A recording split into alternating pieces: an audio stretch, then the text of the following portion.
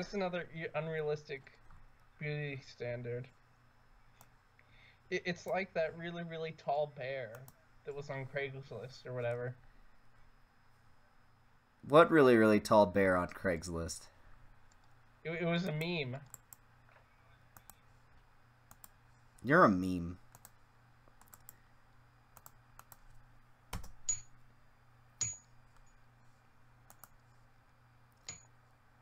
Does that link work? It's just 5 minutes of us messing around. Damn it. I'm gonna hit start streaming. What about the stream that's going right now? Let me see. Does that work? Yeah, I'm just setting it to public. Here we go. Your changes are being saved. Subject to change live.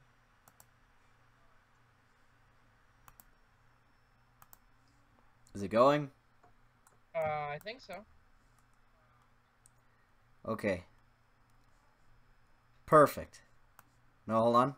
There we go. All right. It's working fantastically. Have you seen the link? I'm looking at it right now. I'm on it. It looks. How's it look? Stop talking for a second.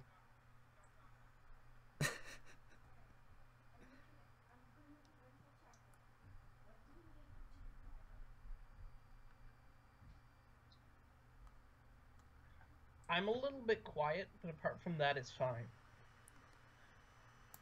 I could boost your audio. How about now? 1 second. Hello.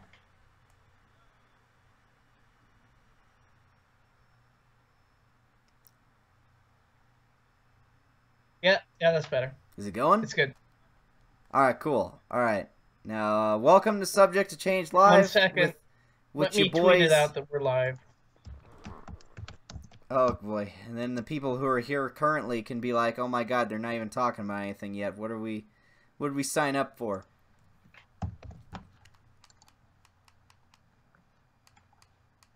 What's up? Boy, making my Xbox Live name public was just a giant mistake. And I kind of want to, but there's a lot of people just sending me some weird stuff. That's why you need to change it. I'll change it to Mothra Mendez. Oh, you left, so I can't keep putting my screen over your face. I'm back now. Perfect. Here. All right, great. You can see this, right? Yes, I that can. I'm doing this? I'm watching the screen. The screen. Yes, we're not talking about anything right now. We're waiting for people to actually show up. Hello, people who are showing up. So how many are watching right now? 14. I mean, I could go check, but it would go be and tweet hideous. this out. Oh, look. I can't scroll down because then they'll see sensitive information. Do it on your phone. Oh, that's a good idea. All right, hold on. Hi, everyone. Live podcast. That means we're not going to be answering as many questions as usual. We're just going to be having a conversation where you can see our faces, and then we'll answer some questions when it's appropriate, but not disrupting the flow of conversation, because the podcast is all about us having a conversation more than it is about us answering every single question you have about Spider-Man. Last time we did this, it became more of a Spider-Man Q&A than like an actual podcast. It was just people asking me questions about Spider-Man stuff, and not really any actual discussion about anything. If that's the question, then why was I here? Yeah, well, yeah, because that's just like what my normal live streams are. Is just me just answering questions about comic book and stuff. But this is supposed to be a conversation. You know, those things that normal people have. With a bunch of other nerds listening. No, those things that normal people who don't sit around on the internet all the time have. Right? Social interaction. What's that? Who knows, and who needs to know? It doesn't bother. Who needs to have a normal social life and talk to girls? Yeah. Ew. Why would you want to do that? Who would talk to girls? Not that we're gay. Not that we're gay or anything. Icky. We just don't like Not that talking we're to gay or girls anything. or anybody in general. That's why we're on the internet. We're misanthropes. Okay, not that I'm a vampire or anything, but I really just do not like contact with the sun. It really hurts my Well, skin. actually, Okay, it makes guys? some people sneeze. That's a real medical. Yeah, I don't get that. I actually know my cousin does that, but I don't know how that works. I kept making fun of my friend, this girl in high school who did that. She every time she got into direct sunlight, she would sneeze. It was hilarious. I hope I tweeted the right link and not a link to the 5 minutes of us screwing around in like an Let me unlisted check it out. thing. I'm gonna put it up. Yeah, it's the right one.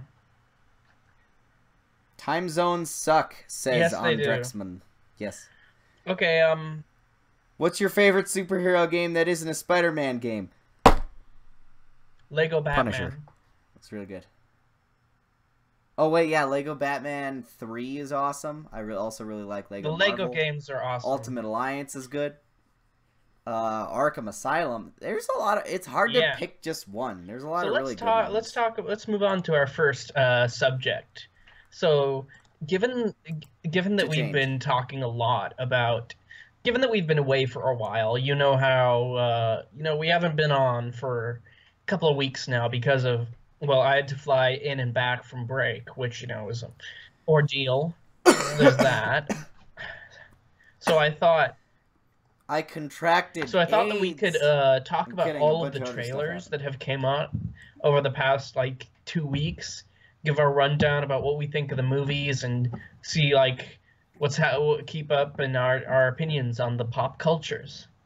So let's start with everybody's favorite literary adaptation, Ready Player One. Now, have you watched this trailer, Xavier? I have. I watched it a couple minutes ago. Before it turned on, I kept thinking, all right, which 80s song are they going to play? And then they played 3 of them, so I was very excited. 80s music is good, but I remember, here's my thoughts on Ready Player One in a nutshell. I think that what's his name? Can I get a sponsor yet? Maybe, please? I think that Alan Moore had a great line about us being like a cultural tapeworm, where we're constantly sort of eating ourselves, sort of be in this cyclical cycle where we're constantly obsessed with the past. We're constantly trying to emulate the past and all that. And I think that's kind of my problem with it, is that it's not trying to do enough on its own. Basically, it's like the end of Rogue One, a Star Wars story. Once the main characters die, there's nothing for you there unless you're already a fan of Star Wars. So you can get super hype when you see Darth Vader kill a billion people in the hallway. Who's never watched a Star Wars movie. But if you're a guy who's never watched Star Wars, you're like, I don't know who that is. I don't know why I should care about this. Sure, it's cool, but it doesn't have that social significance. But with the whole movie, because it's all about the 80s references. It's not like the story and the characters in Ernest Cline novels aren't terribly interesting because they're just self-insert cutouts. Well, the main character is. They're basically Ernest. The main character and his girlfriend are both just Ernest Cline. No, his girlfriend is the Manic Pixie Dream Girl stand-in. And the main character is an Ernest Cline stand-in, and they're not very compelling. I mean, it kind of says something. I'm going to steal this joke from Twitter. It kind of says something if the director goes off and makes another movie while this movie is in post because he's so bored. I think, well, the thing that annoys me is that there's not really any theme because it's not just 80s nostalgia. It's just nerd nostalgia. Here's just stuff that pop culture remembers. Why is Iron Giant there? That came out in 1999 or something. Oh my god, it's a little overexposed there, buddy. So there's that. It's a little bright. But basically, it's just the plot of Sword Art Online, but then just a bajillion pop culture references inserted in. It's just I mean, Tyler Sheridan, he's way too. I gotta say, I don't like his casting in this movie. Ty Sheridan is a great actor. He's very, very good. but he's a little bit too I don't know pretty. him from anything. He's a bit too much of the Hollywood pretty boy type. He's not quite the... Shouldn't everyone be, like, really ugly exactly. and unhealthy looking if this is in, like, the post-apocalypse? Like, everyone's living in, like, He should be a little bit more huts stunted. and, like, maybe he doesn't storage need containers. the perfect hair. No. Cast this guy as the video game version of him, and then have the real actor be someone who's all, like skinny and like underfed and like, also persistently tired so looking with like circles it under looks their so eyes. phony when he's wearing those glasses. It looks terrible. I have to say, like, it looks like those like fake memes when people say the fake nerd girl, except this is a fake nerd guy. Yeah. He doesn't look comfortable wearing the glasses. It doesn't look like he's used to wearing them. They look like he's kind of getting used to them on his face. I mean, that's a small nitpick, but I pick it up. Yeah, but it's sort of symbolic of a larger problem, is that I think Ernest Cline himself is a guy who's trying to get used to wearing his glasses, if you know what I mean. He's kind of like a giant bro. Like, he is just such a fucking Chad about how much of a nerd he is. Like he is constantly just stroking off about how great he is because he's watched so many movies and played so many video games and whatever. Like, I watch a John Carpenter movie like twice a month. You don't hear me talk about it constantly going, look how impressive and cool I am. I'm so, like, into nerd culture. It's like, shut up, dude. You can like it without being pretentious about it. Plus, there's a... I won't disagree with this. There is a huge... feminist critique of Ernest Cline's work that I don't think is entirely unfounded. Which is impressive, because usually those are. I think... I've read Armada, okay? That... What's for the audience, Armada is his follow-up novel to Ready Player One, which is... basically, I think the last Starfighter, but with VR. And it's terrible. Okay.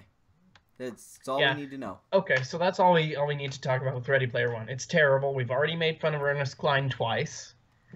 And I'm very proud. Ernest Cline needs to get made fun of more often by more people than just us. So let's move on to the next, next most recent trailer that I think that the audience will respond to the most, which is the Spider-Man animated film trailer. Hey, what did you guys think of Spider-Man Into the Spider-Verse?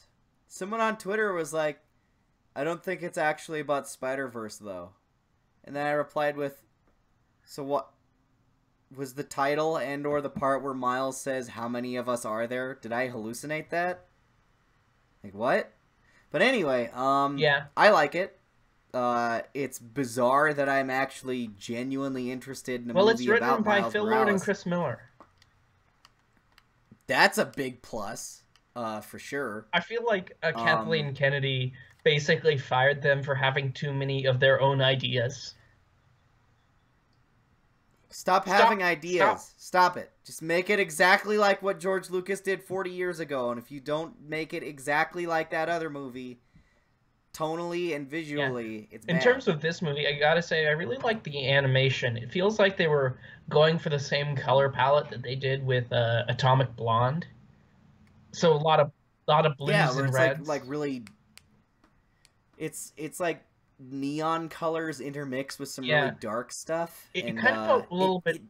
This one I would say visually is more. Yeah, it looks 2099. It's got so much thought put into art direction because every little frame. I gotta say, my favorite shot is when he's standing on the subway and the train goes past. That just looks like the way that they animate sort of like those lines on the side of it. That looks amazing.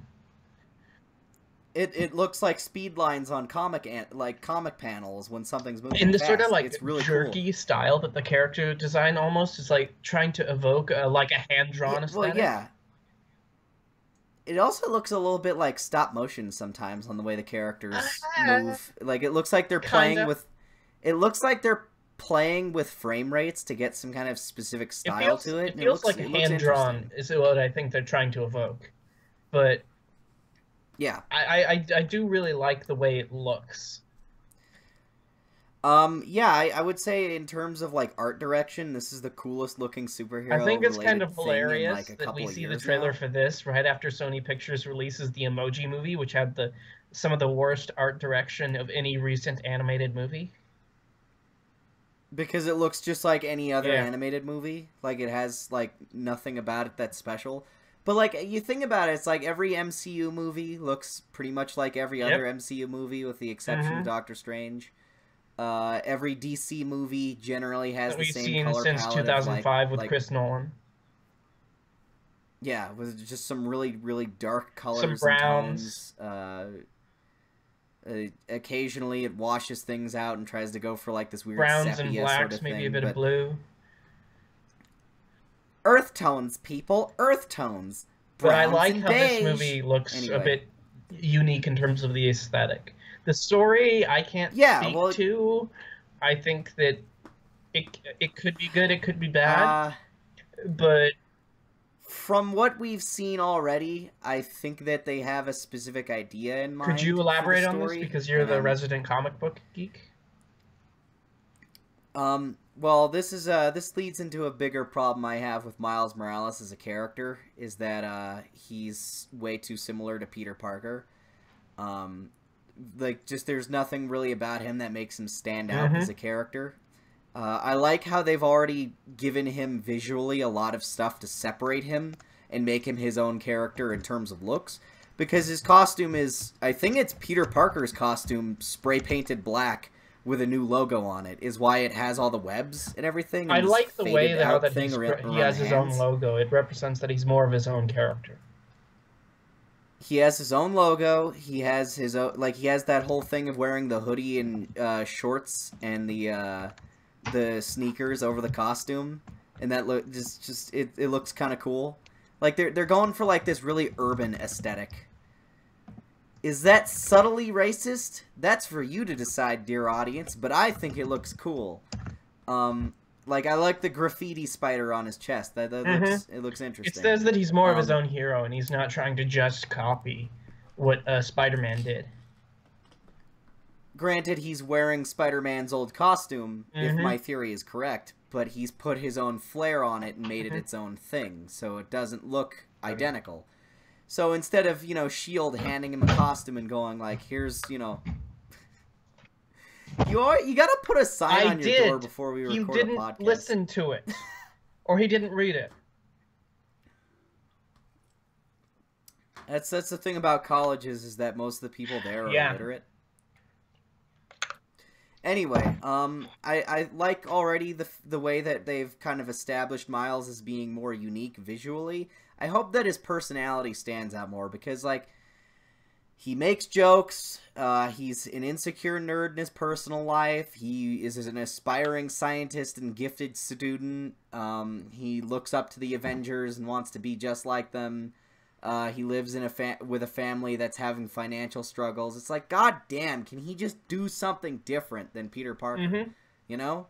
Like, people always praise Miles Morales as a really big, risky move on Marvel's part. They took the huge risk of making this character.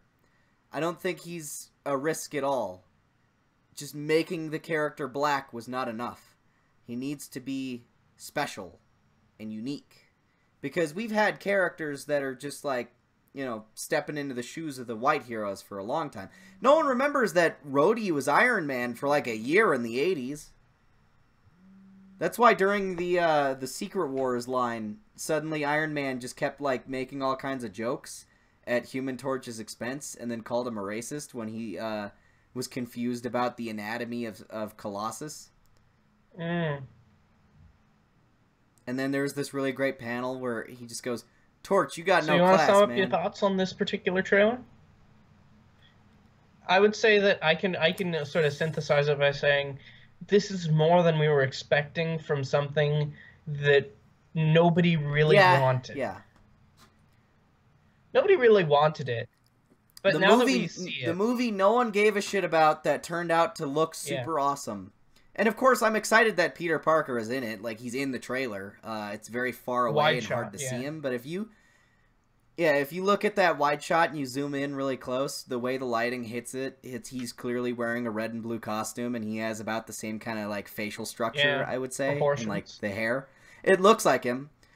I kind of like how the art style is kind of like a more realistic and flashy version of the one from like Cloudy with a Chance of Meatballs. Phil Lord and Chris Miller made both those movies. Yeah, that's what I was thinking. Is it looks a little bit like that. Same with animation more studio realistic proportions. So awesome. I'm really looking forward to this one, and I think that's let's super move on to the next one. I was going to talk about I'm going to talk about Alita Battle Angel because there was also the Maze Runner trailer, but nobody cares about Maze Runner, so it's not worth talking about. Maze Runner, let's be honest, nobody cares about Maze Runner. I read the books, and I think the movies are terrible. Are you mouthing something, or are you just? I also need to put a sign on my door about when we're recording the podcast. So let's talk about Alita Battle. Because my sister just came in and was like, "Hey, do you want Panda Express?" And I was like, "Oh my God." Do you want? Let's see. Let's no. I mean, yes, I do. 5, but, like, AKA Alita Battle Angel. It looks like one of those Resident Evil animated tie-in movies. Let's talk about right off the bat, main character woman, and how she looks like a live-action Bratz doll. It's so upsetting. Here's the thing. The way her eye, I get that the Uncanny Valley was intentional. It's such a fascinating choice to see a filmmaker use the flaws of CGI as a strength, as an intentional artistic choice. Of the story, yeah. We know it's not real, and they know it's not real, but that's part of the aesthetic. The point. Yeah. I think that's fascinating. I mean, it's just like, I don't know if it's going to be good because I don't have much faith in Robert Rodriguez as a filmmaker, especially after like Spy Kids and all that. But I want to see it just to see how this bizarre experiment pans out. In intentionally having bad CGI. Well, it's not bad CGI. It's just that we know. I mean, she looks realistic. It's very realistic, but it's also just a little bit unrealistic. It's off-putting. It's off-putting, but it's supposed to be off-putting because you know that this person is a robot. Yes. So I want to see how. I'm glad so far that everyone's so focused on the eyes that they haven't been able to shout about whitewashing. It's not whitewashing because it's a Latina actress.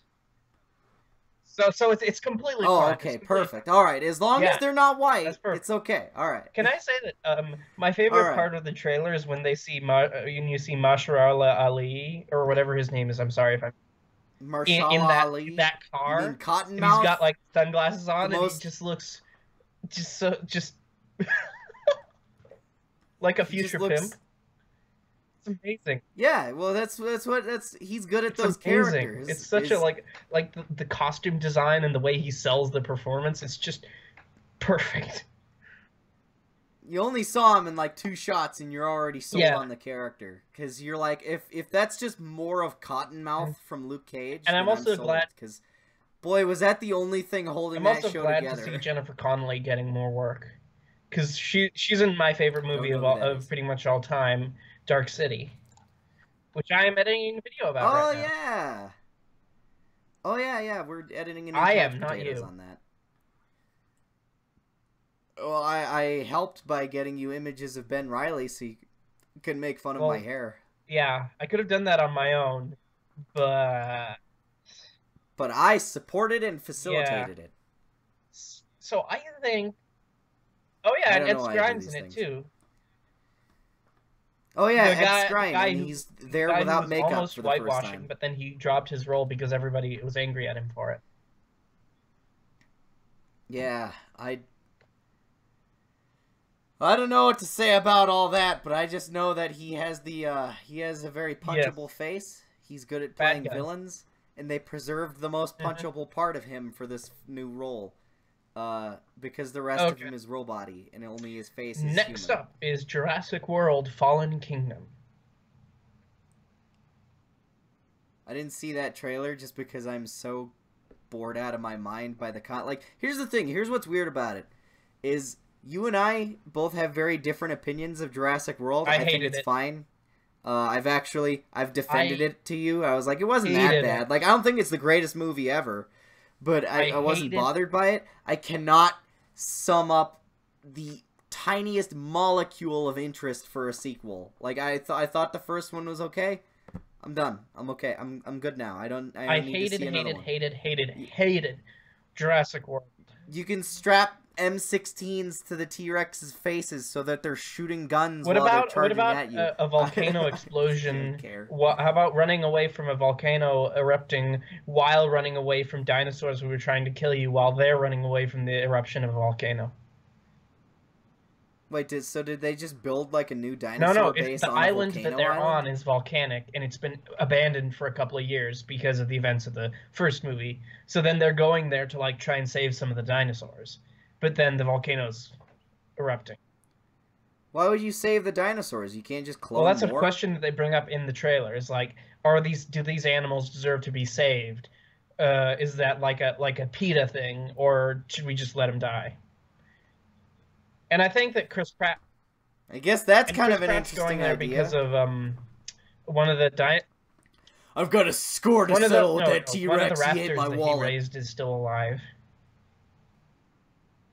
One of? Oh wait, yeah, the one that teams up with the T-Rex to kill the I-Rex.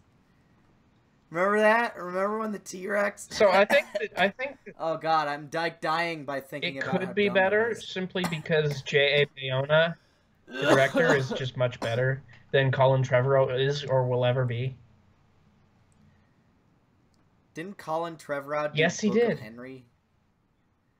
That movie, I really want to see it after hearing someone describe what the plot was. Check out. It sounds so stupid. Folding Ideas vlog. Yeah, that one. Book of Henry. It's just that movie. It's like Hitchcock filtered through the lens of like Juno. Like that sort of like quirky young adult thing mixed with a Hitchcockian thriller. It sounds terrible. I want it. I want it in my life. So, let's see. I'm going to look back a little bit for some other trailers. Oh, yeah, there's the big one, of course, that we need to talk about. Infinity War. Actually, someone just asked, Xavier, have you heard about the deal that's going on between Disney and Fox? If so, we can talk about that.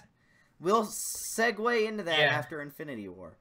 So, Infinity War, I talked a lot about it on Twitter. I did too. I think a problem is that, and the arguments for this were so stupid, is when I say, who is the main character of this movie? And then someone says, the Avengers. What? There are like 30 Avengers now. You can't just say, you can't have a movie with 30 main characters. You can have an ensemble cast like Avengers 1 because they gave everyone enough screen time to function together. That's good. That was enough, but now we're like about 8 times that amount of cast now. We have so many additional characters added. You can't have a ensemble movie when your cast is like 60 plus characters. And all of them are supposed to be like the awesome character. Twist. You know? Thanos is the main character. I would love that if Thanos was the main guy. Like the movie followed him, and like, even though like, that would be super cool and experimental. Like that sounds like something one of the comics would do. I would pitch that. I'm down for that. But it's not going to be that way. Thanos is the main character, and the Avengers are played off as like the antagonists, and it almost tries to spin him as the good guy, and then he loses at the end. That'd be great. But yeah, the movie is going to be extremely and there's not going to be a main character unless they. It's going to be like some of the later like the sequels to the Tim Burton Batman movie, how it was all about the villain.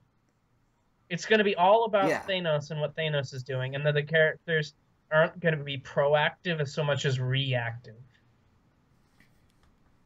just because he parks his spaceship right over the city, and then they're like, "Oh shit, we should probably do something about that." Yeah, that's what's gonna happen. I'm not saying that's bad necessarily, but it's just what it's gonna happen, and I think it's gonna be. I had an idea for how it could balance its cast, and it's that it sections them off into little groups.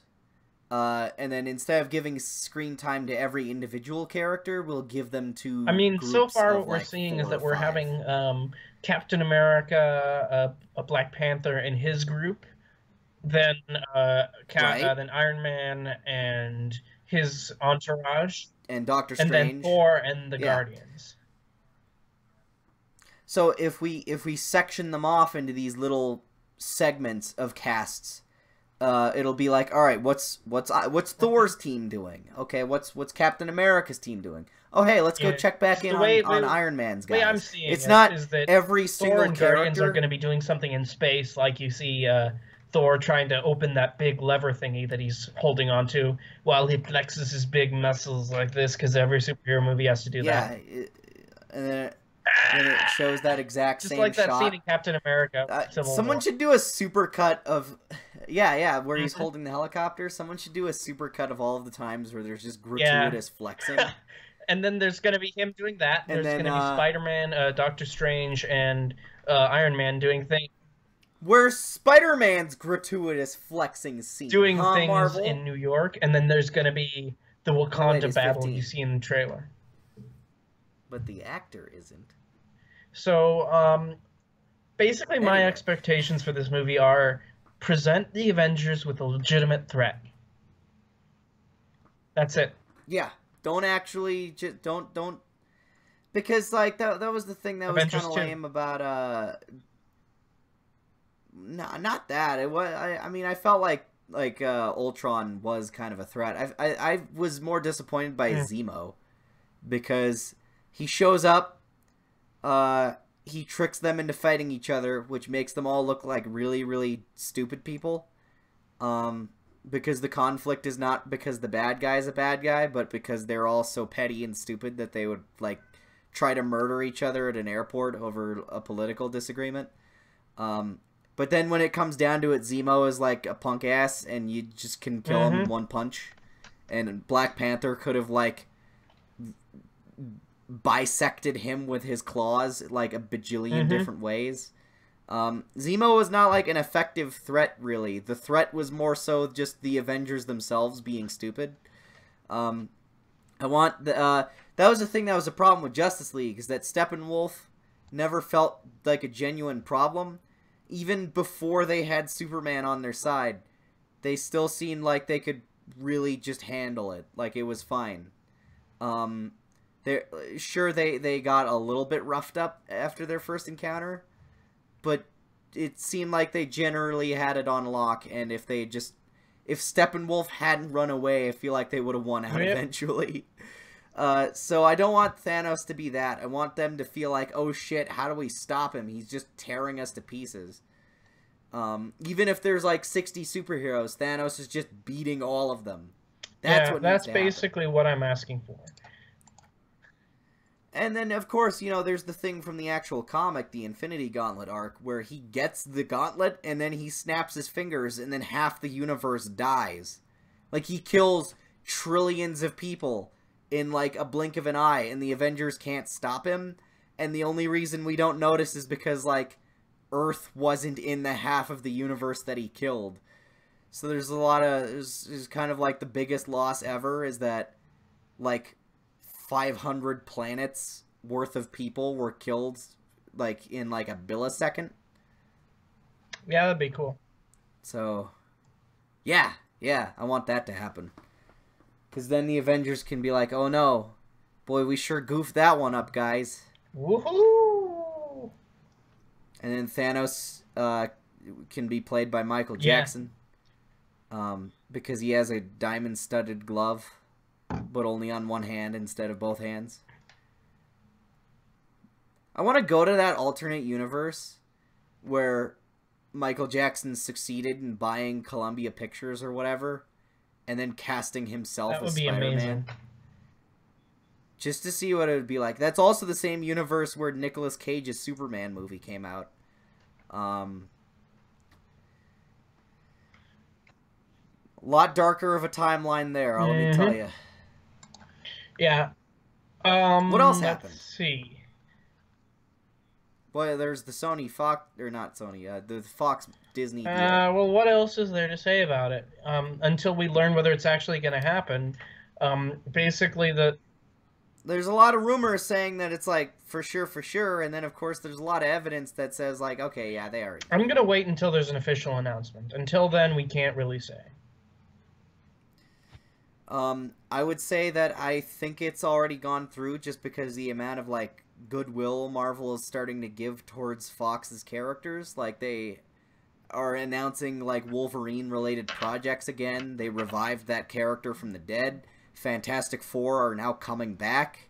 The X-Men got their series uncanceled recently, and suddenly the Inhumans characters are starting to kind of fade back into obscurity. So I think it's been like on lock for a couple months now. Like, they're just getting the contracts like finally worked out, and once that's ready, they'll make the official announcement. But I think they're like, they already have their hearts set on it already. What's there to say that hasn't been said already? I think it's a bad. I think the timing is something that was the most predictable thing ever, though, is because you asked the question, what the hell could Marvel Studios do after Infinity War? They have no direction to go now because all of the big major villains are owned by Fox. And that's a problem. Like, that's a problem in and of itself. Doctor Doom, Galactus. There's a problem in and of itself with the direction that the MCU is going, is that they only need to. The only way they can move the story forward is introducing more villains. They can't have the heroes going out and doing something. They only have to have more villains for them to respond to.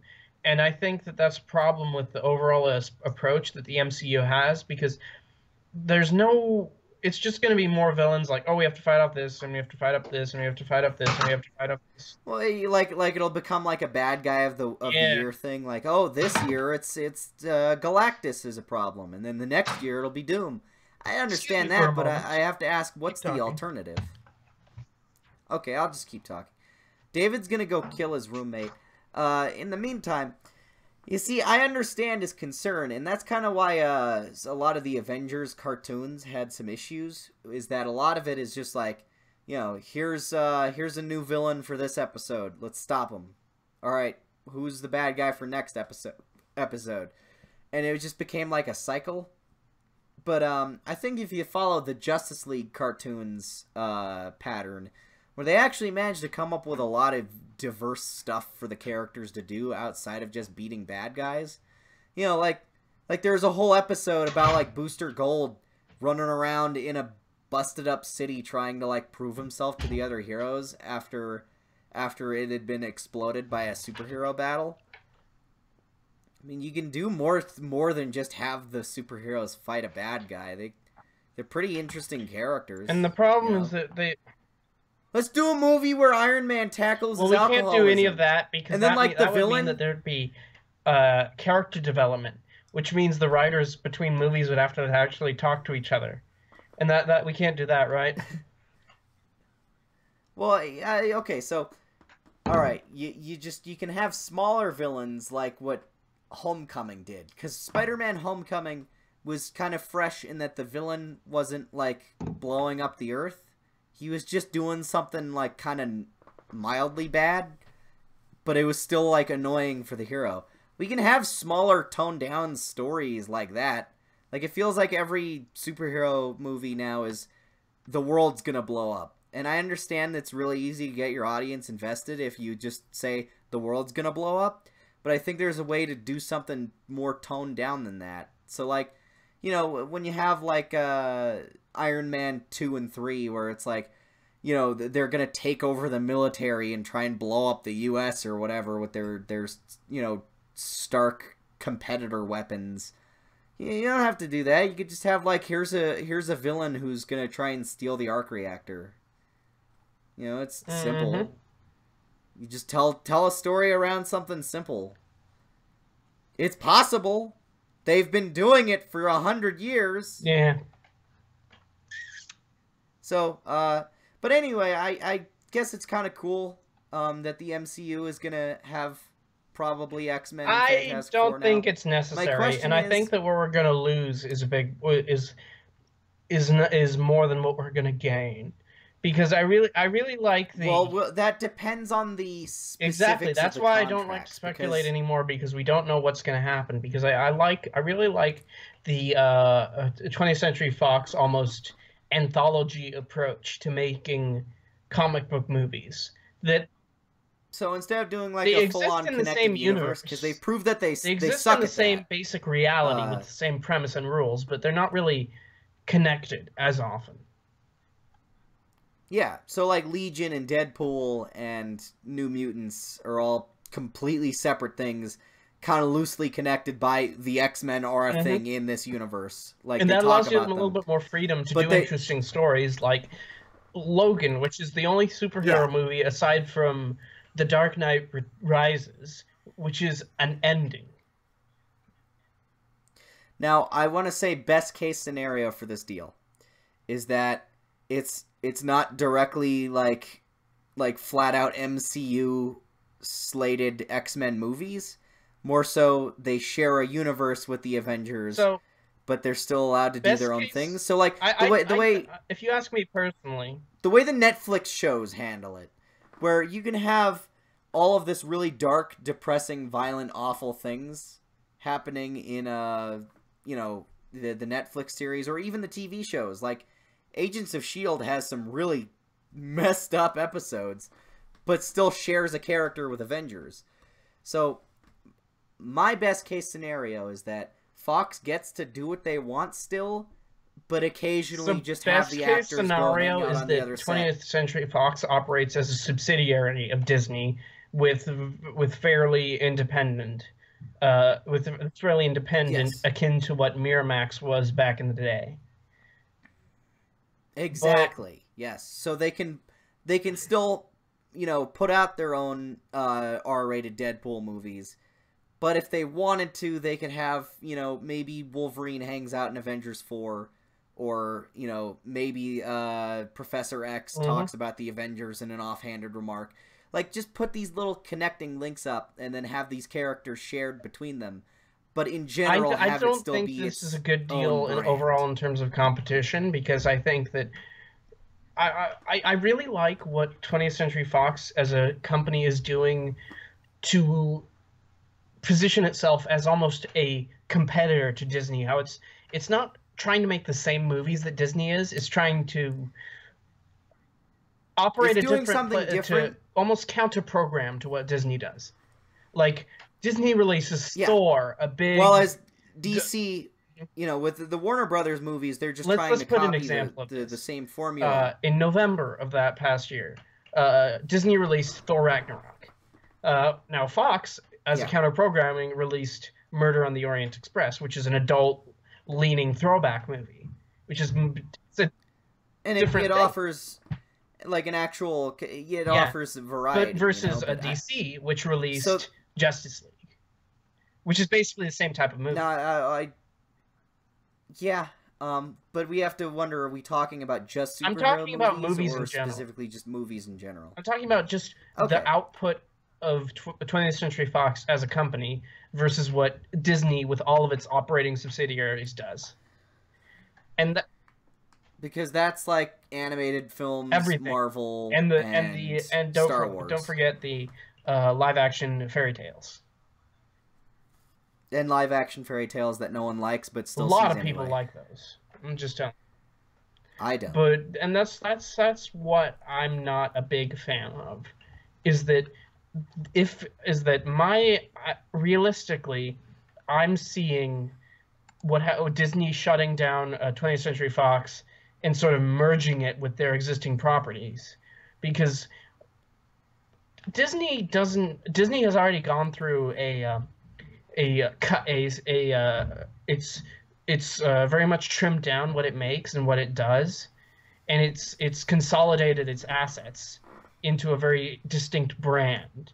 For example, it shut down Miramax. It sold Miramax before, and it shut down Touchstone Pictures. So it's very much revolving around those core brands of Marvel, Star Wars, and Disney. So it's relying less on these subsidiaries, so it's unlikely that Fox would end up in that position. It could, ideally, it could become what Miramax was, in that it's basically operating as its own company with money from Disney. But yeah. I don't know if that's going to happen. I mean, one could only hope.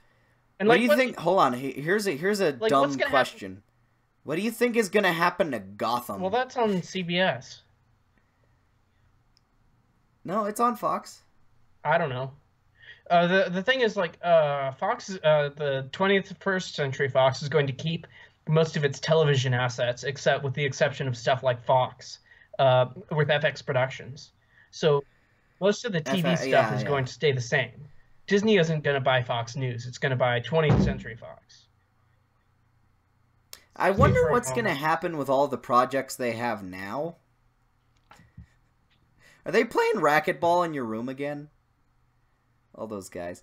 So, okay, let me ask the audience here. And I know we haven't been answering a lot of questions, but that's really because we want to keep the conversation going. And like we said at the beginning, we don't want this to be a Q&A. But I'll ask you guys right now, just as a question. What do you think is going to happen if this Marvel and Disney deal, or this DC and Fox deal goes through? What do you think will happen to some of the projects that are already working currently for Fox? Like, they have the X-Men Dark Phoenix is filming right now. There's set photos of them at like some kind of funeral scene, and then they put out like this magazine thing of like Jean Grey on fire. What's going to happen to that movie? Because it's going to essentially no longer be canon. It's going to be like the last X-Men movie before whatever Marvel decides they should do with it. Or New Mutants. Is New Mutants just going to be totally dead in the water and never get a sequel, even if it does well financially? And then, of course, you got to wonder how the hell it'll affect Deadpool, because, like, is Deadpool just going to suddenly start getting PG-13 sequels or something? All this behind-the-scenes politics could have some serious effects on all the products that Fox has currently. So you got to wonder what's going to happen to them. Are they just going to, like... Wouldn't it be crazy if they just decide to cancel X-Men Dark Phoenix? It's already been like, shot. No one wants it. It's already finished principal photography. Isn't the director in hot water again for being a No. Bryan Singer isn't directing Dark Phoenix, remember? It's Simon Kinberg. Oh, okay, yeah. Boy, that was some good work on Fox's part to, you know, be proactive about that. I wonder what's happening. I feel like someone's, like, trying to... Is someone trying to throw a brick through your window that has, like, a They're throwing snowballs at the window because they know I'm streaming. So they're just being dicks, so it's just typical college stuff. At least I don't have to deal with that.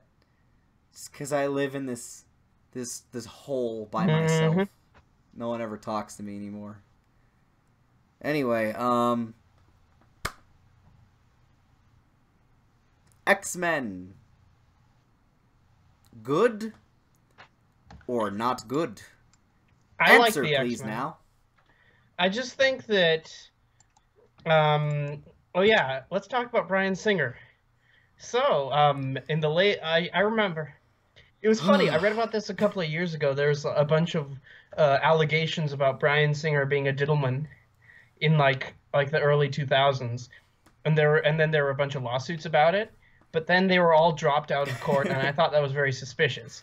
But then this is very fishy. It just suddenly, everyone just suddenly gave up talking about it. In the post-Harvey Weinstein era, those allegations have returned, with the story of a guy called Brett Tyler Skopek in Deadline, and apparently they had a relationship for a few years, which included him being drugged by an agent and then diddled against his will. Boy, Hollywood sure is a scary place. Even if you're not even a girl, you still run the risk of getting diddlified. Just don't go there. If you have genitals, they're gonna get diddled. Yeah. And this was while he was working in post-production on Days of Future Past.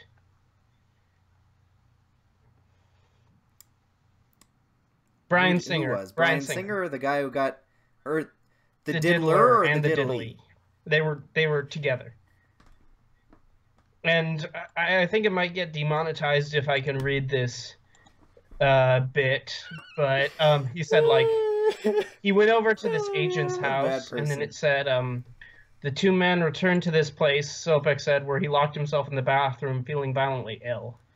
When the young man emerged from the locked room and passed out on the agent's bed, he claimed that the agent sexually assaulted him. In the morning, Grasham asked why there was blood on the sheets. He said, "I guess I diddled you too hard. I'm sorry, I was drunk."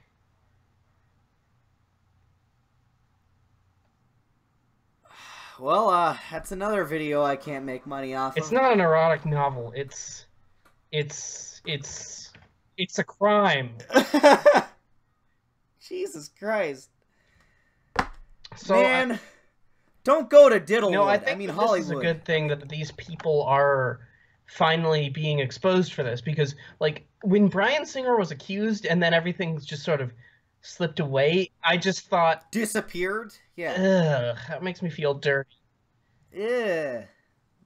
I don't want... Every time you watch an X-Men movie now with his name in the credits somewhere, you feel like, man, I'm putting money in the pocket of a guy who puts his hands in other people's pockets, if you know what I'm saying.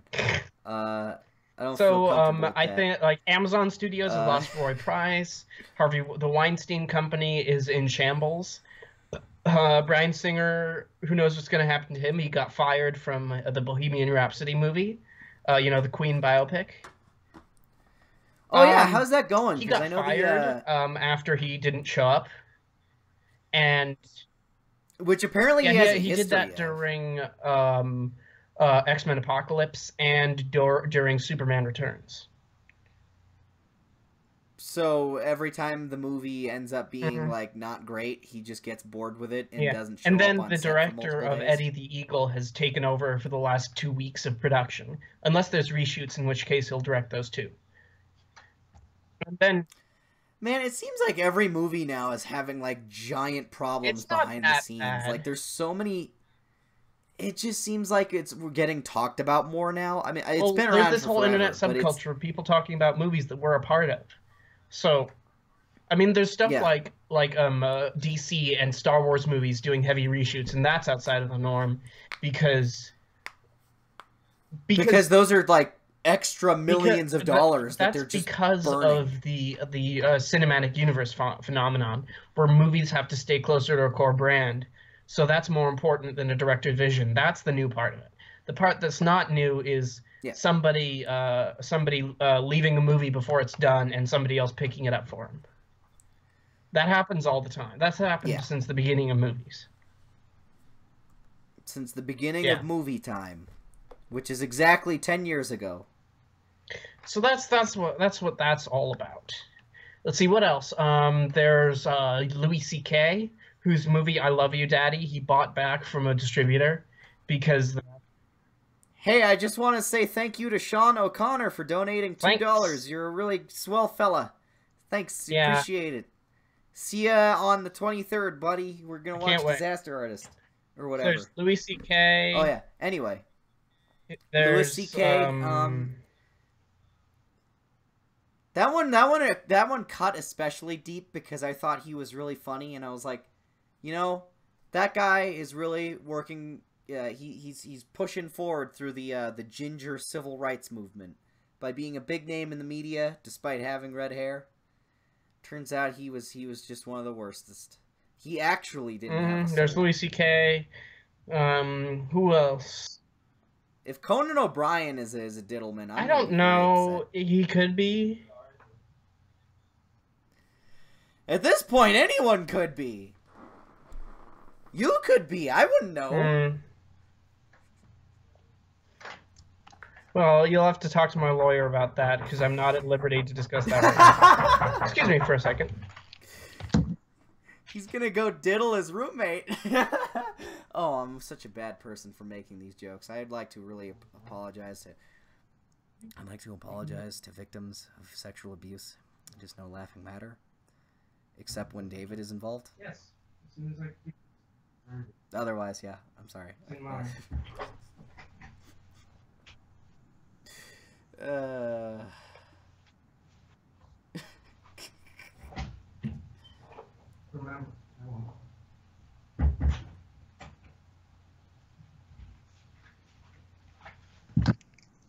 Oh boy, reading the chat after that is Yep. Hey, you back now? Some stuff was said while you were gone, and I'd like to apologize for whatever fallout that may cause. Oh, hey, Sean's calling me. Hello? Hey, what's up, man? Oh, thanks. Your face is pretty swell, too.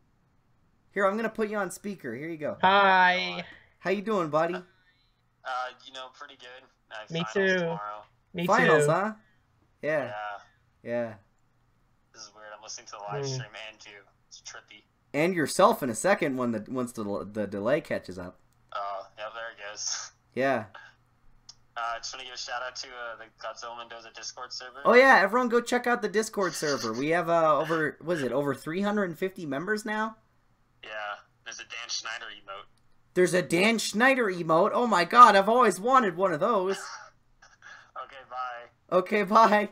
Love you, BB. Yeah, you too, boy. See ya. Yeah. So That's Sean. He runs the Discord server. Cool. He's going to a... He's a pretty swell guy. Everyone says he looks like you, and I don't see it. He's not nearly as intelligent as I am.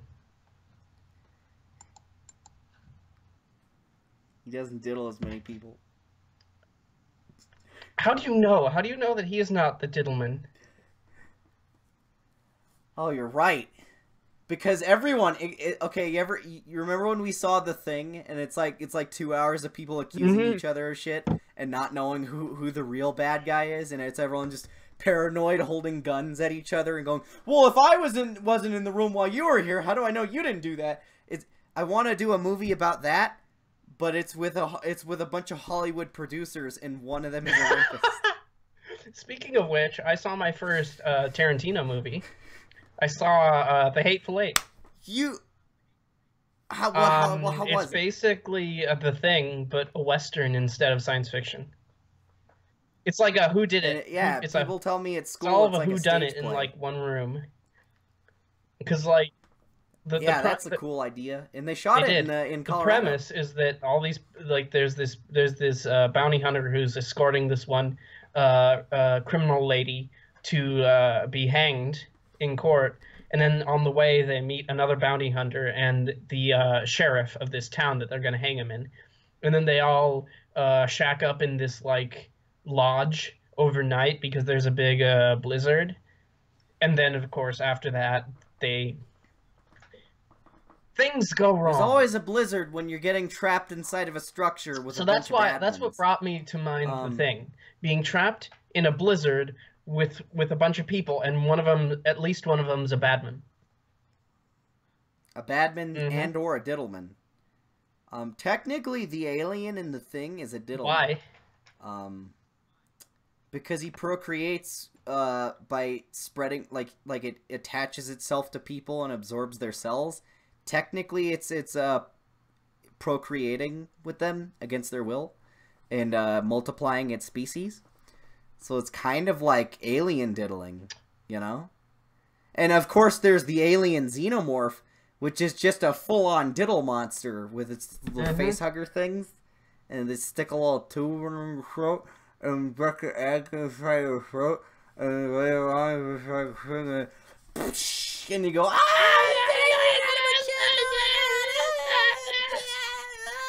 and then the actress on set doesn't know that that's going to happen. She goes, oh god, and it's hilarious. Speaking of a moment, remember the speaking of unexpected acting moments, my favorite scene in the Hateful Eight was when Jennifer Jason Leigh is playing a guitar, and then she's like sort of singing, and she's also kind of hinting at Kurt Russell's character that he's been poisoned. Spoilers. And then it's like he realizes he's been poisoned, and then he smashes the guitar, and then Jennifer Jason Leigh is like, ah! And it's really, really real because turns out that guitar was an antique that they got on loan from a museum. Oh yeah, I heard and about then it's that. a great acting moment, but they also broke a super from rare, the 19th expensive century guitar. Oh my god, that's how it dedicated. He didn't, according to Kurt. Whoa! According to Kurt Russell, he didn't know. Hey, oh, nice for whoever did that. Thank you.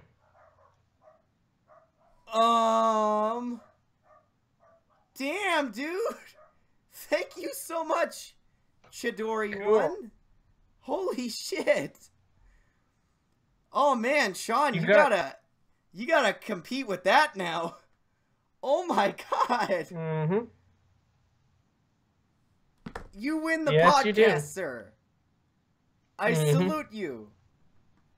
Oh man, to think I almost wanted to do this on your channel. Just because I didn't want to have to deal with troubleshooting and worrying about OBS. Holy shit. Season of Giving. Hell yeah, dude. Thank you so much. You're the best. I think Holy the other crap. I have the best fans. You do. I love you guys. Hey, everyone. Bring it on in. Bring it on in for a hug. Bring it on. Just come on. Lean in real close. There. Hey, just give, yeah, like that. There we go. It's some good stuff. Good stuff. Mm-hmm. And diddly diddly doo. Mm-hmm.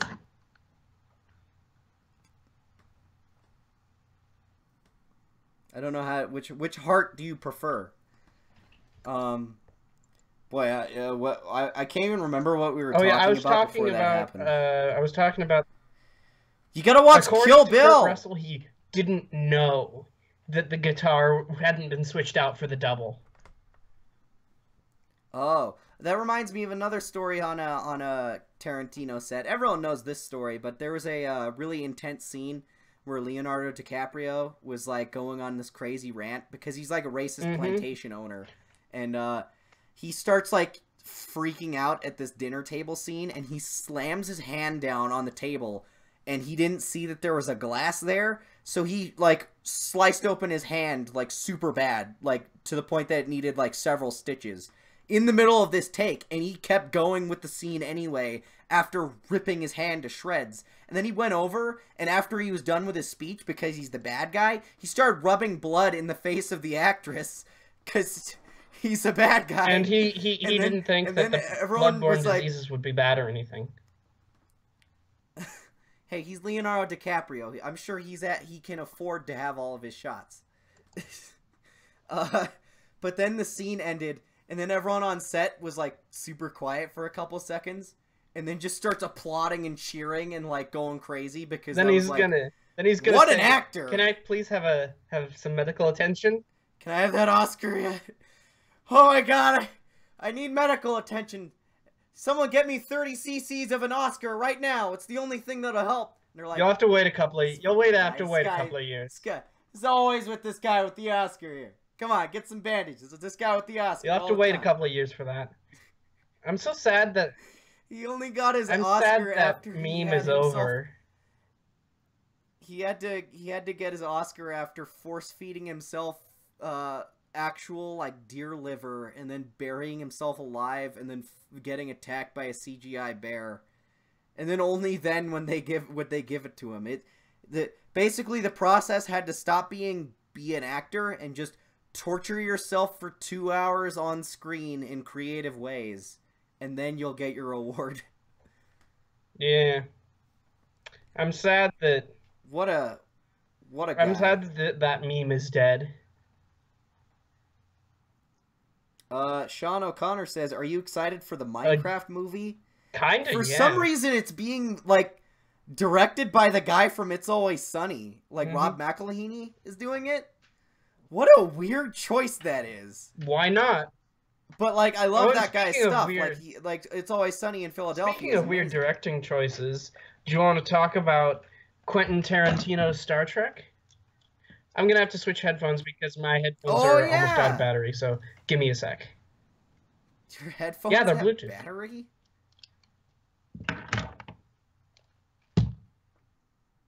But your teeth are white. I don't understand this strange process you're describing to me. They're Bluetooth headphones, so they run out of battery because, you know, you don't have to plug them in. This shouldn't be all that weird. Oh, okay. You know, they announced that Minecraft movie, like, right after Lego Movie came out and was, like, a huge success. And then they have, like, not talked about it at all. And I think maybe they're, like, still considering not doing it because Emoji Movie came out. And they're like, well, hold on. We got something that the kids like. Why didn't they like for 2019. So... It's been so quiet. Sean still hasn't seen a single Star Trek thing. Private number. I'm not going to answer that. Answer it on stream, and then put it on speaker. I already did that. You got to do it now too. No. Please, just do it. And then if it's like embarrassing, just hang up immediately. I'm not going to answer unless I know what the number is. Okay, so it was announced for 2019, and it hasn't been... The film will be co-directed by Sean Levy and Rob McElhenney, and written by Jason Fuchs. It's pronounced McElhenney, I don't care. Jason Fuchs. I'm calling your phone number right now, but it's not working. 09. Whoops! I shouldn't have put it on speaker while I was saying what the number was. It's okay. They know that there's a 9 in it. Hello? Sorry? Oh, I hung up right as soon as you did that. Is this a different person calling you? Oh, hi. It's not me. What is happening right now?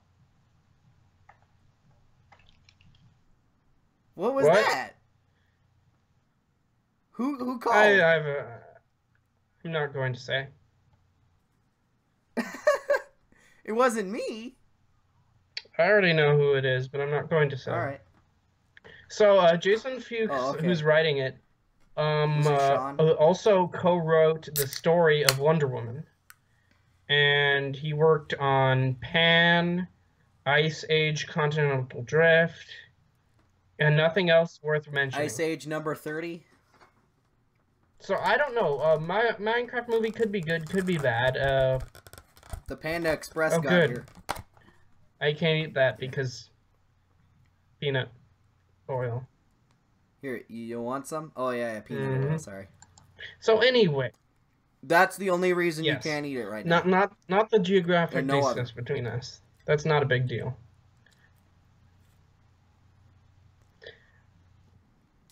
Should I eat really close into the microphone to piss you off? If you do, I'm going to take off my headphones.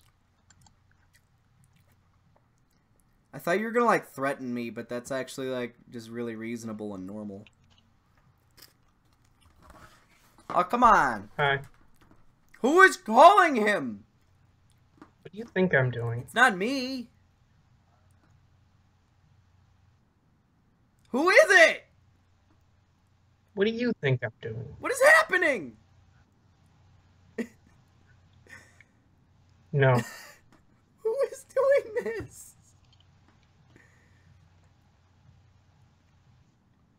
Okay. And? We already talked about the Ready Player One trailer, Nightwing 22. Hello? It's okay. It's pandering, it's terrible, blah blah blah. Oh, the video and the audio are out of sync? Oh. Well, it's kind of hard to do because I figured it was just based on the internet being a problem. Okay, hold on. I'm gonna go to the okay. Sonic the Hedgehog movie with... Okay, how's the audio and video sync now? Just give it a second. Just give it a second. Okay, all right. I think I set the audio to be a little bit off-put because there was I was streaming some video games and capture software has a thing. Why am I telling this to you? You can hear me on the stream. Oh, okay. All right. Well, I appreciate your help. I'm sure the viewers do too. Thanks, Sean. Thanks, Sean. Good looking out, buddy. All right. Okay, bye. What a guy. Mm-hmm. So, let's see. Are you excited for the Sonic the Hedgehog live-action CGI hybrid? You know, I had a Twitter fight with somebody who said that that was going to be a good movie, and that Paramount is a great studio, and that all of this is going to be amazing.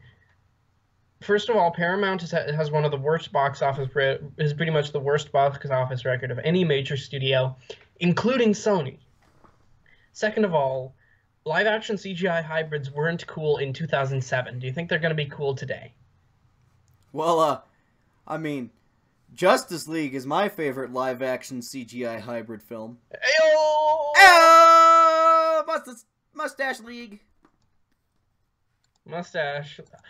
I think it would have been so hilarious if they added a mustache, if they just kept the mustache that Henry Cavill had, and they digitally added it in the films, in the scenes that were from the previous cut. So they just had him have a mustache for the whole movie. This movie only. That would have been amazing. I'd be down. Shit, that sounds stupid and awesome. So have you seen Justice League? Nope. My favorite part is this scene where everyone leaves to go do something else, and Batman can't go with them because he can't fly or run fast. So everyone just like kind of fucks off to go fight each other in the park like a bunch of children, and then there's like a whole 8-minute scene of them doing their whole thing. And then Batman just kind of like awkwardly runs into frame at one point because there's nowhere to grapple onto and there's like not a way to glide because it's in the middle of a park. So he just kind of Clark, no! And it's the silliest, flattest shot ever of just him running into frame, looking all winded. So and the implication is that Batman was just on the ground running like a punk bitch for like 5 minutes. So it's like that scene in Spider-Man Homecoming. Yeah, it's where he's like, this sucks, and he can't swing. It was that, but with Batman, and it was, like, implied, so it was especially funny. That part made me and my friend Damien, because we saw Justice League together, we laughed so hard when Batman just, like, awkwardly shows up, and, There's really going to be a Sonic the Hedgehog movie? Yes, and it's going to be produced by Tim Miller. And it's going to be co-directed by his buddy from Blur Studios.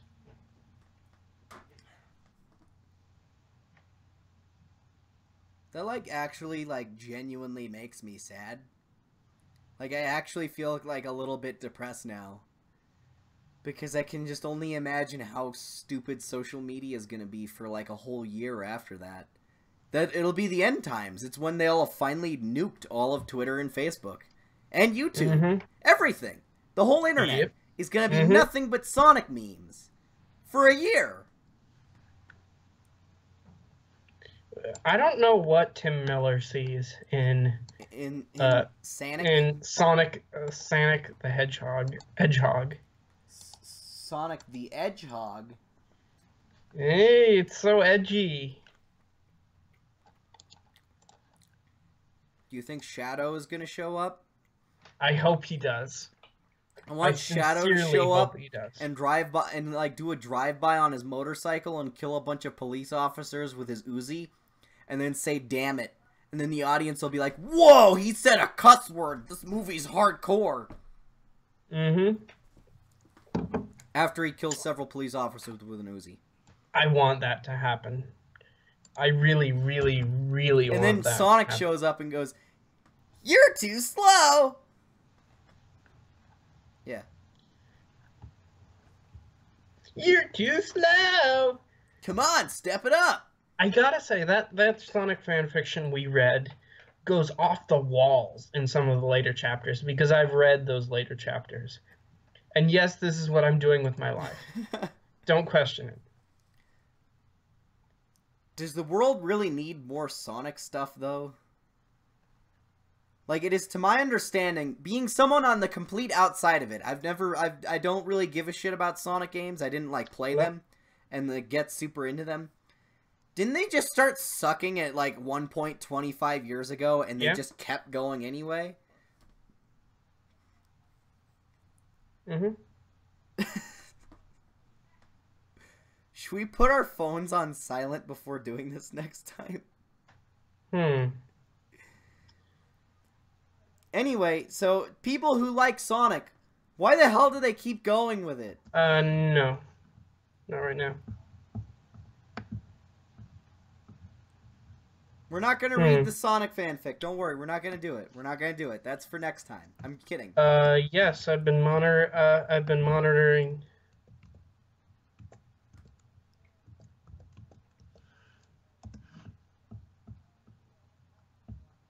Because it's Sega's most popular franchise, unfortunately. Well, how about... Okay, here's a suggestion. How about Sega have a new franchise? Like, okay. I think you might have the wrong account. PlayStation had oh boy, Kyle is now texting me. Hi, Kyle. PlayStation had Crash Bandicoot for a while, right? They did a whole trilogy of games, plus a couple of spin-offs. I think you might have the wrong account, because I'm logged into mine right now, and I don't see that. And it worked out really well. You know, they had Crash Bandicoot, and things were going well, but then they said, let's move on from this. Then they started doing it. They had the developer of Crash Bandicoot start doing like a new game, and and thus you get like Uncharted and Last of Us. You know, PlayStation was like, we're gonna move on, and then Xbox, they had Master Chief. Oh, hi, Panda. Who wants to see my cat? His name is Panda. Oh, hi, Panda. And I'm eating Panda Express. He's the really friendly one of the cats. Well, I mean, the other cat back here is friendly too. He just sleeps a lot because he's like 15, and that's like 1 billion in cat years. So he's just tired all the time. And he hates all the pop music. Yeah. He hates all the pop music. Pop music. Pop music. No, he does not dislike reggae. Or ska music, rather. Ska music? Has anyone been able to successfully combine ska music and reggae together into some kind of, like, really, really awful form of music that makes everyone want to die when they hear it? And then the military could weaponize it. Perfect. Perfect. Anyway, that was a pretty successful stream, don't you think? We got to talk about a lot of stuff. You want to look at some questions and see what people have to say? Yeah, let's answer questions for like the last 10 minutes. How about that? Sounds like a plan. Sorry we couldn't do more, but the idea of the podcast is to talk. So if you have any questions, drop us in the...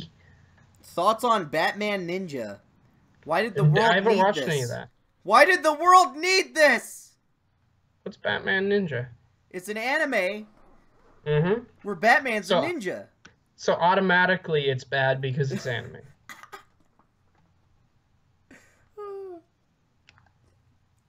Oh man, you pissed off everyone. What do you think of Injustice 2? It's pretty cool. I beat it with my friend Josh the other day. Do you prefer Friday night or Saturday night for the disaster art? Oh, that's Sean.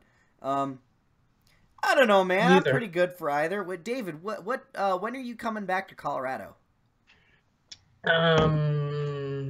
Saturday. Next Saturday, because yesterday was Saturday. You should be here already. Alright, let's go on Saturday so David could come.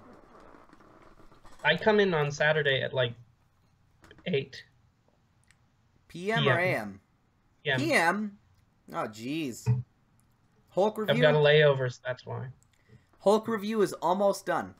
Ooh, I can't wait to not watch it. I stayed up the other day until like 5 p.m. editing. It's almost done. Oh yeah.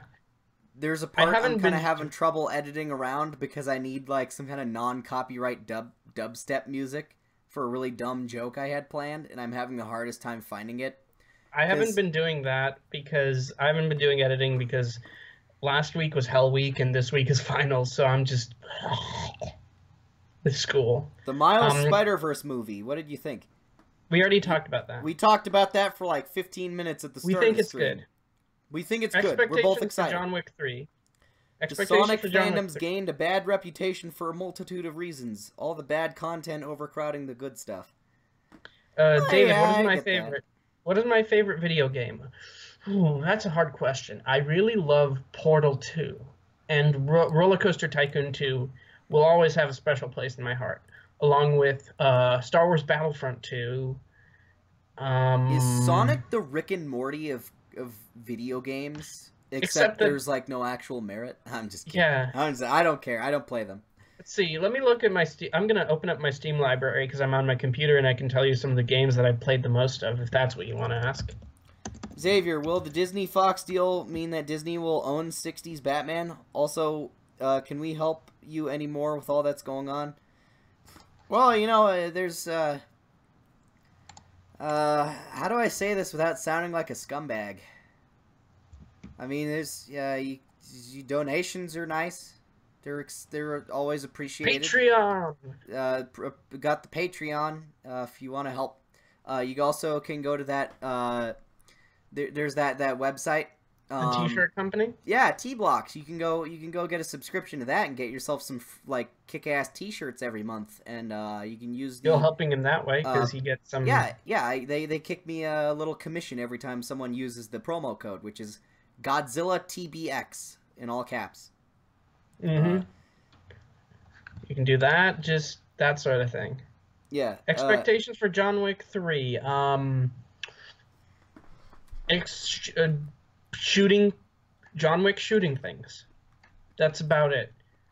I don't really have a very high opinion of John Wick. I just think it's good action and little else. So just good action and I'll be good. What's my favorite comic? V for Vendetta. Because I've only read like 5 comics. I like V for Vendetta. That one's pretty good. V for Vendetta is awesome. By the way, you're on the stream. You're kind of half cut off, so you might want to move you might want to move it a little bit over. Where? Who? What? When? I'm watching the stream. Like when you're looking over like this, you're a little bit cut off. Does that help? You're fine. You're fine. You're fine. You're fine. We go. That works. All right. Can you guys cast the MCU Fantastic Four? We wrote a whole video script on this idea in like 2015. Right after the Fantastic Four movie back then failed, we put together a script. Let me see if I can pull it up. Let's see if I can find it. And the problem was that we wanted to do like storyboards to show what we were talking about on screen, and we couldn't find an artist who was like really reliable for it.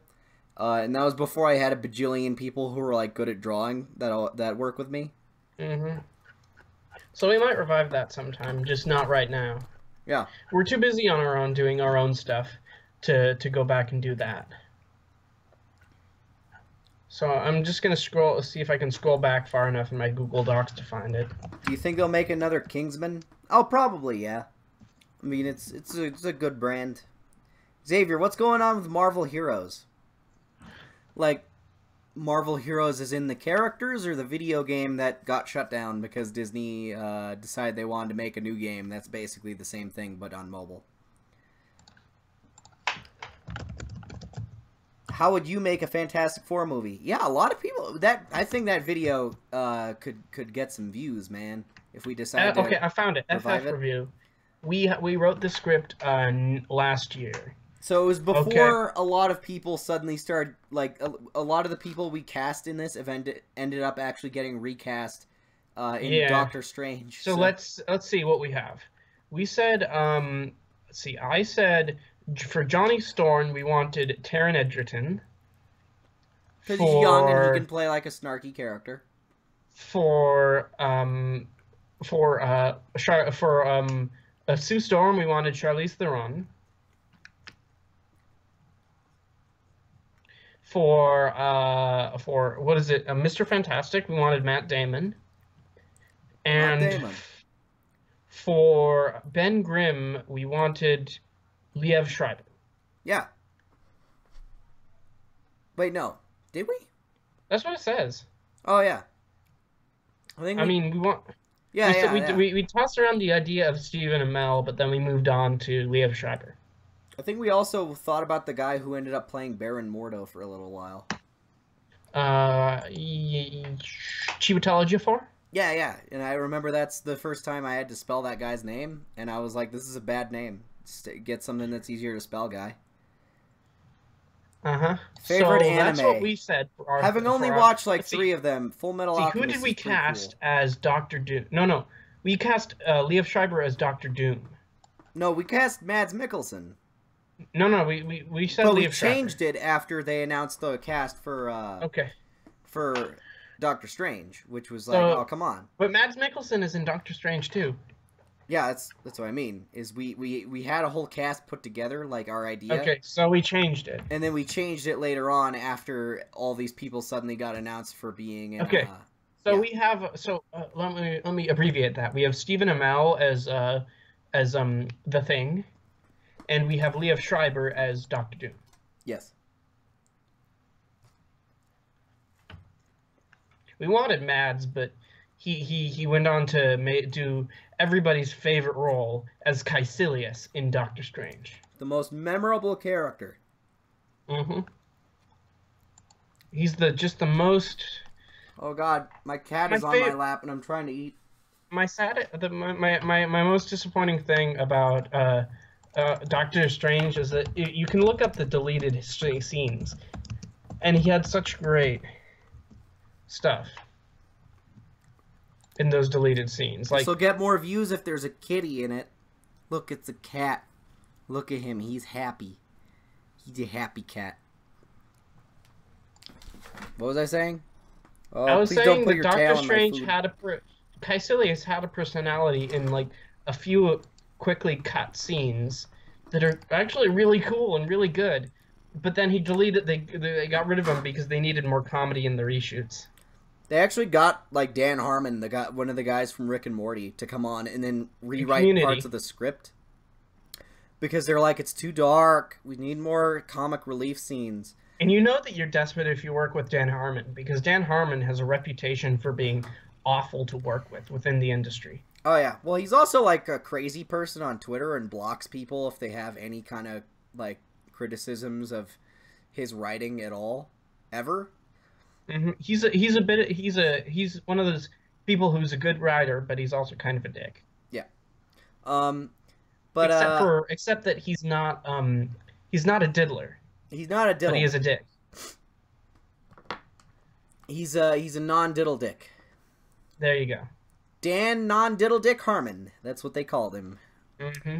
But anyway, yeah, I hate Doctor Strange because it has like so many spots where it could have been like one of the best MCU movies ever, but then it got bogged down with these really stupid decisions to add like the most Disney stuff out of nowhere. Like I hate how they basically incorporated the magic carpet from Aladdin into it with his dumb comedy cape that does slapstick and makes the bad guys fall down and go boom. I hated that. It was stupid, and they shouldn't have had that in there because it like ruined all the dramatic tone in some scenes. Mm-hmm. Like the first like I don't know 20 minutes of that movie feels like it's out of a different movie because it's like it's kind of takes itself like here's the thing. When I say I want a Marvel movie to take itself seriously, I mean like Captain America 1 here's what you do. If you want to see the deleted scenes, you look up Doctor Strange, a deleted scene, Nervous Zealot, and Caecilius kills Priest. It's so good. It feels like the writing is something out of like Hannibal. How he's just like a very quiet, philosophical guy, and he's also killing people. It's Everyone's so good. saying Dan Harmon is Dan Slott. I had to know.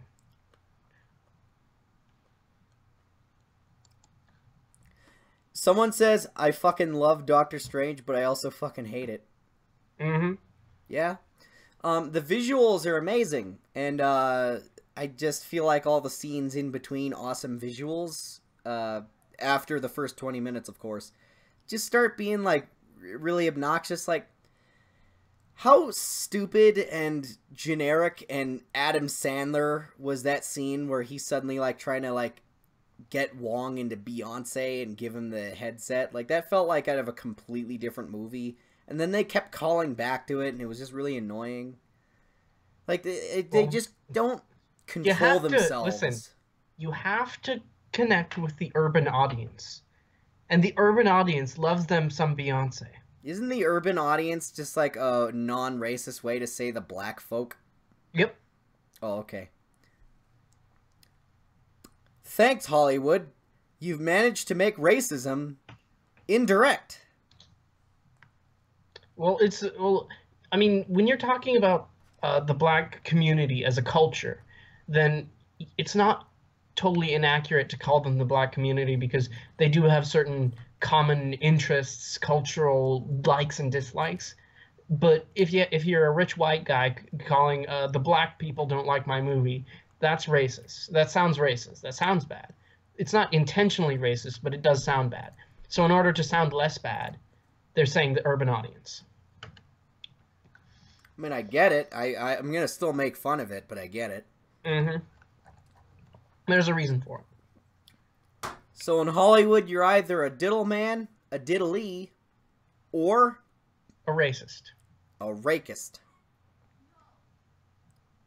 And there's Tom Hanks in there too. And then there's Tom Hanks, and there's the... He's the one non-diddler, non-racist. Oh, hi, cat. I hope he's not a diddleman. This is my cat. Well, he did slap that guy's ass in a David S. Pumpkin sketch. So who knows? That might have been non-consensual. I don't think I'm emotionally ready for Tom Hanks to be a diddleman. He's basically the way was it Lindsay Ellis put it, that I agree with, because she says a lot of good things, is that he's America's favorite uncle. Yeah, yeah.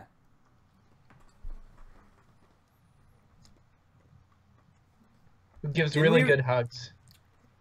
And the hugs aren't too long, too, you know? Yeah, and he has thoughtful Christmas presents for He doesn't dwell on those hugs. Mm-hmm. If Neil Breen is your creepy uncle, then Tom Hanks is the cool uncle. That's what Neil Breen is. Neil Breen is like if your creepy uncle started making movies. What's Tommy Wiseau then? Your dad's weird friend from college? No, Tommy Wiseau is like, it's your one weird friend, your dad's one weird friend from college, who may or may not be a murderer. Hold on, someone named Andrew says, "Tell David to let me in my room."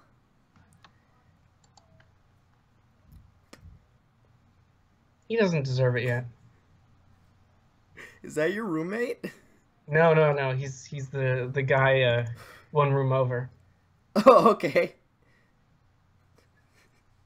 He's just posting it over and over. Just ignore him. You can mute him if you want, because you're the admin. That's so stupid. Xavier, did you enjoy the animation I made for you? I sure did. I liked it. Thank you, Taco Studios 8. I saw that you were talking about putting that together during one of the Arkham streams, I think. You did a good job on it. Mm-hmm. Skip Westcott is best Spider-Man's worst enemy. Skip Westcott is Spider-Man's best friend. No.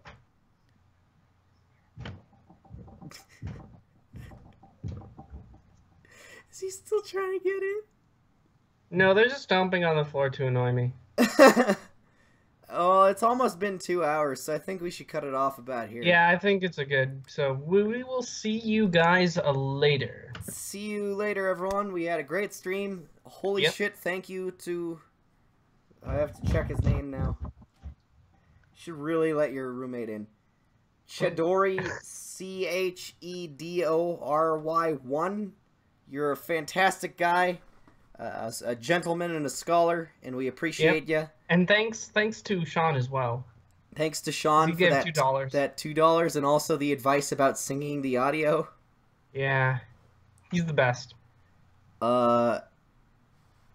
Thanks everyone. We had a great time. It was great hanging out with you. I love you lots, and the Hulk video, if I can work my ass off tonight, might be ready by Tuesday at the latest. Sounds good. Yeah. I will see you later. Goodbye. Bye, everyone.